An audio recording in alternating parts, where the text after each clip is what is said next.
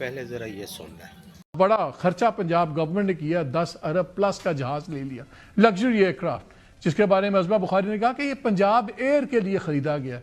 10 ارب کا جہاز جو پیورلی لگژری ایگزیکٹو ٹریول کے لیے ہے، جس کو اس وقت اطلاعات یہ ہے کہ وزیر اعلیٰ استعمال کر رہی ہیں، دنیا میں بلینئرز استعمال کرتے ہیں، ایئر لائنز استعمال نہیں کرتی. اس میں 2-3 باتیں کچھ تصحیح کرنی ہے. کل میں نے بتایا تھا کہ جی جہاز کا جو آپریٹنگ ایکسپنس ہے تقریباً 17 لاکھ پر گھنٹہ ہوگا، ایوریج جو انڈسٹری ایوریج ہے. میں اس پہ تصحیح کرنا چاہتا ہوں معافی، وہ 17 لاکھ نہیں ہے، وہ 28 لاکھ پلس بنتا ہے، بیکاز وہ $10,000 پلس کراس کر رہا ہے. پھر اس کے علاوہ جو اس کے مینٹیننس کاسٹ ہے وہ 1.5 ملین سے نہیں، وہ 3 ملین سے $5 ملین مجھے بتائے گی ایویشن ایکسپرٹس نے. اور پھر میں نے کچھ اور ریسرچ کی، وہ بھی آ گیا کیونکہ جیٹ ہے. اور دوسرا ایک ہوتے ہیں کیلنڈر مینٹیننس اور ایک ہوتی ہے رننگ پارٹس کی. یہ جو لگژری جیٹس ہیں ان کی پارٹس کی ایک مدت ہے، آپ جہاز کھڑا بھی رکھیں تو 3 ماہ بعد وہ پرزہ چینج ہوں گے، 6 ماہ بعد وہ فلانی چیز چینج ہوگی. ان کا اسپیشل جو ہیں پائلٹس دوسرے، ان کو ہر سال ری ٹریننگ کے لیے جانا پڑتا ہے، ان کے انجینئرز کو ریٹنگ کے لیے، وہ علیحدہ خرچے ہیں. اور جو انڈسٹری کا کلوزسٹ ترین کنزرویٹو ترین ایسٹیمیٹ ہے کہ یہ جہاز اڑے کھڑا ہو کچھ کر رہا ہو، کم از کم 50 لاکھ روپے منیمم اس کا مہینے کا صرف وہی خرچہ ہے. تو ہم سال کا کوئی 50-55 کروڑ روپیہ دیکھ رہے ہیں صرف اس پہ ہونے کا.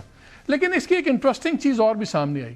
یہ جو جہاز ہے اس کے اوپر گلف اسٹریم جو سیریز تھی، یہ شروع کہاں سے ہوئی؟ یہ 70s میں اسرائیلی کمپنی ہے، اسرائیل ایروسپیس انڈسٹریز، وہ آج بھی ہے. انہوں نے 2 جہاز اپنے ان کے تھے، ویسٹ ونڈ اور ایسٹرا. ویسٹ ونڈ اور ایسٹرا لگژری جیٹس تھے 1970s کے. یہ انہوں نے بنائے، پوری دنیا میں بہت پاپولر ہوئے. پھر جو پیسہ تھا وہ عربی شیخوں کے پاس تھا مڈل ایسٹ میں، وہ اسرائیلی جہاز لے نہیں سکتے تھے.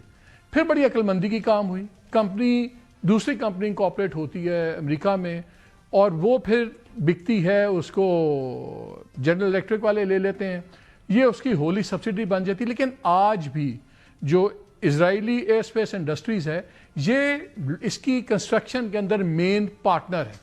تو یہ جو ہم نے 10-11 ارب کا جہاز لیا ہے، اس میں سے بہت سا پیسہ ہم نے بیسکلی اسرائیل ایروسپیس انڈسٹریز کو ایسے انڈائریکٹ بھیجا ہے، بیکاز وہ اس پروجیکٹ کو کر رہے ہیں.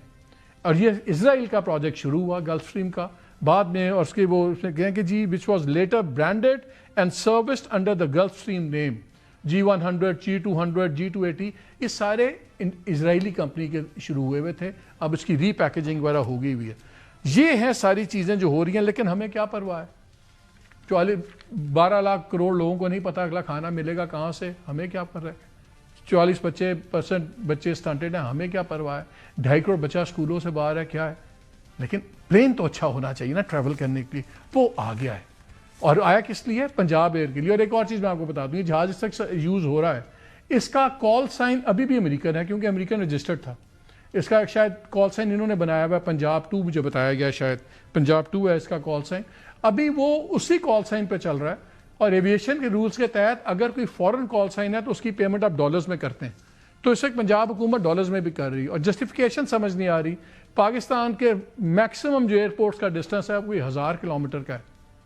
1000 کلومیٹر کے لیے یہ جیٹ لینا ڈزنٹ میک سینس. بٹ شوق کی بات ہے.